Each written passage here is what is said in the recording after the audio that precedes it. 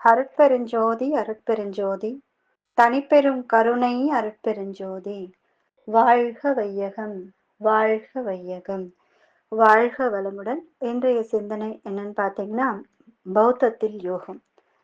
நம் பௌத்த மதத்தில் எப்படி யோகத்தை சொல்லி கொடுத்துருக்காங்க, அதை பற்றி தான் நம்ம இன்னைக்கு சிந்தனை செய்ய போறோம். அதாவது கடினமான கலாச்சார பாரம்பரியத்தின் பெயரே புத்த மதம்னு சொல்லுவாங்க. இதை நமக்கு அளித்தவர் யாருன்னு பார்த்தீங்கன்னா கௌதம புத்தர். கிமு 563 பிறந்து 80 வயதில் இறந்தார். தெற்கு பீகார் மாநிலத்தில் மகத ராஜ்யத்தில் பிறந்தவர் தான் இந்த கௌதம புத்தர். இவர் பிறந்த ஊர்ல தான் இந்த புத்த மதம் பிறந்ததுன்னு சொல்லுவாங்க. பௌத்தம் அறிவுக்கும் சிந்தனைக்கும் முதன்மை தருவன. ஆன்ம விசாரணை மூலம் நிலையானது எதுவென அறிந்து ஞானம் பெற வேண்டும். இதனையே பிரம்ம ஞானம் என்பர். பிரம்ம ஞானம் கைவர பெற்றவர் பேரின்ப நிலையை அடைவர். எனவே இத்தத்துவங்கள் ஞான யோகத்தை முக்தி சாதனமாக குறிப்பிடப்படுகின்றது. அதாவது நம் பௌத்த மதத்திலும் என்ன சொல்லியிருக்கார் ஐயா பார்த்தீங்கன்னா, அறிவுக்கும் சிந்தனைக்கும் முதன்மை தருவது இந்த ஆன்ம விசாரணை மூலம் நாம் அனைவரும் என்ன பெற வேண்டும் அப்படின்னு சொல்லியிருக்காரு பார்த்தீங்கன்னா, பிரம்ம ஞானம் என்ற பதவியை அடைய வேண்டும் என்று சொல்லியிருக்கார். அதேதான் வேதாத்ரி மகரிஷி ஐயாவும் தகுந்த உடற்பயிற்சிகள் 9 வகையான உடற்பயிற்சிகளை கொடுத்து, தகுந்த தியான முறைகளை கொடுத்து, அகத்தாய்வு முறைகளை கொடுத்து பிரம்ம ஞானம் என்ற பயிற்சியை நமக்கு அளிக்கிறார். இதுதான் அந்த காலத்துல புத்த மகானும் சொல்லியிருக்காரு. சரிங்களா? நம்ம புத்தர் பாத்தீங்கன்னா 4 வாய்மைகளை கண்டுபிடிச்சார், 4 உண்மைகளை கண்டுபிடிச்சார். என்னென்ன அப்படின்னு பாத்தீங்கன்னா, துன்பம் எப்படி உண்டாகிறது, துன்பம் உண்டாவதற்கு என்ன காரணம், துன்பத்தை நீக்குவது எப்படி, துன்பங்களை போக்குவதற்கான வழி என்ன அப்படின்னு சொல்லிட்டு 4 கொஸ்டின் வந்தது. அதற்கான உண்மையும் அவர் கண்டுபிடிச்சார். அதுக்கான அந்த உண்மையான சில வழிகள் சொல்லியிருக்காரு. அது என்னன்னு பாத்தீங்கன்னா, வாழ்க்கை என்பது துன்பம் நிறைந்ததாகும். துன்பத்திற்கு அடிப்படை காரணம் ஆசை. கண்டிப்பா ஆசைதான் துன்பத்திற்கு அடிப்படை காரணம். ஆசைகளை நீக்கினால் துன்பத்தை நீக்கலாம். ஆசை நீங்க 8 வழிகளை நாம் பின்பற்ற வேண்டும். இதுவே 8 வழி பாதைன்னு நம்ம புத்தர் மகான் சொல்றார். அது என்னென்ன 8 வழி பாதை, அதை நம்ம தெரிஞ்சுக்கணும் இல்லையா? 1, சரியான நோக்கு, சரியான சிந்தனை, சரியான பேச்சு, சரியான செயல், சரியான வாழ்வு, சரியான முயற்சி, சரியான உந்துதல், சரியான தியானம் என்று 8 வகையான 8 படிகளை நமக்கு சொல்லியிருக்காரு நம்ம புத்தர் மகான். சரியான நோக்கு, நாம் வாழும் வாழ்வு துயரம் மிகுந்தது, கண்டிப்பா அது நிலையற்றது என்பதை புலப்படுத்தி 4 வகை உண்மைகளை நாம் கடைபிடிக்க வேண்டும் அப்படின்னு சொல்றார். அறியாமையில் இருப்பதும் மூட நம்பிக்கையில் விழுவதும் குற்றமாகும் அப்படின்னு நம்ம புத்தர் மகான் சொல்றார். அடுத்து பாத்தீங்கன்னா, சரியான சிந்தனை, மனதில் உள்ள கெட்ட எண்ணம் மற்றும் விரோதங்களை நீக்கி எல்லா உயிர்களிடத்தும் நாம் அன்பு செலுத்த வேண்டும். அதாவது நல்ல எண்ணம் கொள்ளணும், நம்மை போல பிறரையும் நேசிக்கணும். இப்ப நாம நம்மளையும் நேசிப்போம் இல்லையா? அதே மாதிரி அடுத்தவங்களையும் நேசிக்கணும். அப்படி நேசிச்சோம்னா மன அமைதி கிடைக்கும்.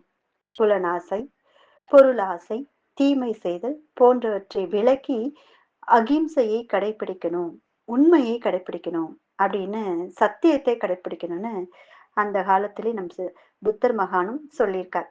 சரியான பேச்சு 3வது. தேவையற்ற பேச்சுக்களை தவிர்த்து அளவான பேச்சு ஆகும். அதாவது தேவையற்ற பல விஷயங்கள் நம்ம பேசிக்கிட்டே இருப்போம்.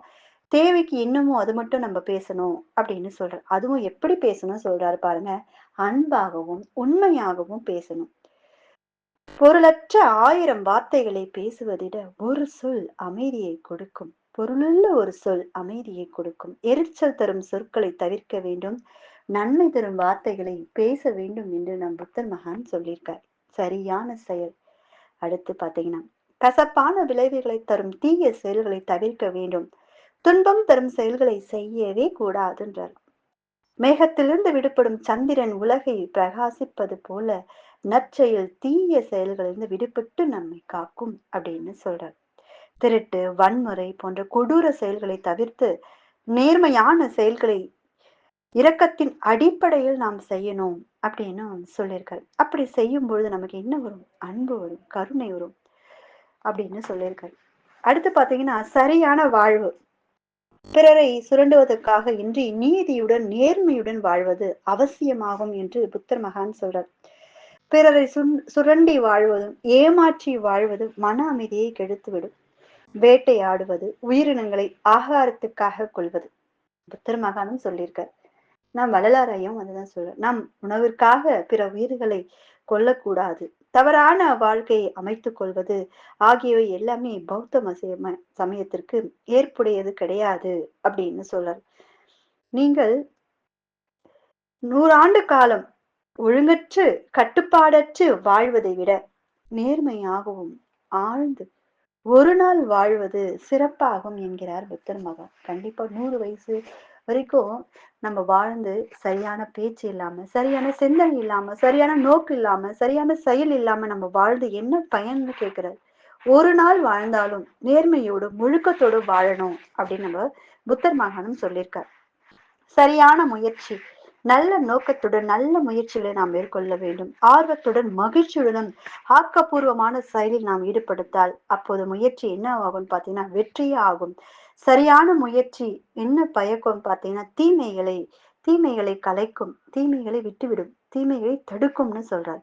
நன்மையை வளர்க்கும் சொல்றார். நன்மையை இதை தொடர்ந்து சரியான நோக்கத்துடன் சில முயற்சிகளை நாம் மேற்கொள்ள வேண்டும். சரியான உந்துதல். நல்லன தீயன வாழ்வில் நிகழலாம், தீயன நிகழாமல் நன்மையே நிகழ்வதற்கு விழிப்புடன் நாம் இருக்க வேண்டும். ஒவ்வொரு செயலிலும் நமக்கு செய்யப்படும் பொழுது இந்த செயல் நல்வினையை தருமா தீய வினை தருமா நாம் சிந்தித்து செயல்பட வேண்டும். அப்படி மனம் குழப்பமற்று இல்லாமல் கவனமாக இருக்க என்ன செய்ய வேண்டும் பார்த்தீங்கன்னா, கடைசி 8வது வழி என்ன சொல்லியிருக்காரு புத்தர் மகான்? சரியான தியானம்னு சொல்லியிருக்கார். அறிவு விழித்திருக்கும் நிலையில் தியானிக்க வேண்டும். அதாவது தூக்கம் என்பது அறிவு தூங்கிக் கொண்டிருக்கும், அதுதான் தூக்கம்னு சொல்லுவாங்க. அதுவே அறிவு விழித்து கொண்டிருக்கும் போது நாம் செய்யப்படுகின்ற தியானம், அதுதான் விழித்திருக்கும் நிலையில் மனம் ஒன்றி நாம் புருவ மத்தியில் கவனம் செலுத்தும் போது இதையே தியானம் என்று சொல்கிறார்கள். மனம் ஒன்றி லயக்க வேண்டும். இத்தகு நிலைக்கு குருவின் தொடர்பு அவசியம். தியானத்தால் உடல் நலமும் மன நலமும் சிறப்புற்று அன்பும் சாந்தமும் மகிழ்ச்சியும் பெருகும். உண்மைகளை உள்ளவாறே காணும் ஆற்றல் உள்ளதாக மனம் நிலை மாறும். கண்டிப்பா என்ன உண்மை, என்ன நமக்கு இப்ப என்ன நடக்குது, இதுக்கு அடுத்து என்ன நடக்க போகுது, நம்ம என்ன செயல் செய்திருக்கோம், தீய செயல் செய்திருக்கோம், தீய விளைவு கிடைக்குது. இப்ப நம்ம ஒரு நல்ல செயல் செய்யறோம், நல்ல விளைவு கிடைக்கும்ன்றத அந்த அறிவு எல்லாம் எங்க வரும்னு பாத்தீங்கன்னா சரியான தியானம் செய்யும் போதுதான் வரும். தியானத்திற்கு மனம் தயாரிப்பு நிலை பெறுகிறது. பௌத்தத்திற்கு 4 பேருண்மைகளும் இந்த 8 வழியான உன்னத வழிகளும் அமைந்துள்ளன. இவற்றை இன்றைய உலகுக்கு மிகவும் ஏற்ற தேவையான போதனை நம் புத்த மகான் சொன்ன இந்த போதனைகள் ஆகும். அதாவது துன்பம் எப்படி உண்டாகிறது, துன்பம் உண்டாவதற்கு என்ன காரணம், துன்பத்திற்கு நீக்குவது எப்படி, துன்பத்தை போக்குவதற்கான வழி என்ன என்று நாம் ஆராயும் பொழுது ஆசையே துன்பத்துக்கு காரணம். வாழ்க்கை துன்பம் நிறைந்தது. துன்பத்துக்கு அடிப்படை காரணம் ஆசையை நீக்கினால் துன்பத்தை நீக்கலாம். ஆசை நீக்க 8 வழிகளை பின்பற்ற வேண்டும். சரியான நோக்கு, சரியான சிந்தனை, சரியான பேச்சு, சரியான செயல், சரியான வாழ்வு, சரியான முயற்சி, சரியான உந்துதல், சரியான தியானம் செய்யும் பொழுது நாம் வாழ்க்கையில் சந்தோஷமாகவும் மகிழ்ச்சியாகவும் வாழலாம். இதில் எந்தவித மாற்றமும் இல்லை. சரியான தியானம் செய்வதற்கு அந்த காலத்தில் சித்தர்கள் மகான்கள் செய்வது தியானம் எல்லாம் ரொம்ப கடினமா இருந்தது. இந்த காலத்தில் நம் வேதாத்ரி மகரிஷி ஐயா கலியுக தெய்வம்னு அவரை சொல்லலாம். அவர் பார்த்தீங்கன்னா நமக்கு அழகாக உடற்பயிற்சிகள் 9 வகையான உடற்பயிற்சிகள், உயிருக்கு காயகல்ப பயிற்சிகள், நம் மனதிற்கு அகத்தவம் பயிற்சிகள், 9 வகையான தியான முறைகளையும் அகத்தாய்வு பயிற்சிகளை நம்ம கொடுத்து நம்ம வாழ்க்கையை நம்ம முன்னேறி மகிழ்ச்சியாக சந்தோஷமா வாழறதுக்கு வழிவகை கொடுத்திருக்கார். இதை நாம் அனைவரும் பின்பற்றினார் நம் வாழ்க்கையில் என்னைக்குமே எப்பவுமே நம் எது கேட்டாலும் இந்த பிரபஞ்சம் கொடுக்க தயாரா இருக்கு, இறைவன் கொடுக்க தயாரா இருக்கு. அதற்கு குரு உதவி தேவை, குருவுடைய சேர்க்கை நமக்கு தேவை. அதற்கு தேசை வாங்கி தியானம் பண்ணும் பொழுது நாம இந்த வாழ்க்கை எதை நோக்கி வந்திருக்கோம், இந்த வாழ்வு எதற்காக வந்தது, இந்த உடல் எதற்காக எடுத்தது, இறைநிலையை சென்றடையவே இந்த உடல் இறைவன் நமக்கு கொடுத்திருக்கார் என்ற உண்மை தெரிய வரும்போது நாம் தியானம் செய்து ஒன்றி ஒன்றி பழகும்போது அன்பும் கருணையும் தானாகவே வரும். நாம் இறைவனை பார்க்கலாம். நாமே இறைவனாக மாறலாம். இதில் எந்தவித மாற்று கருத்தும் இல்லை. சிந்தனை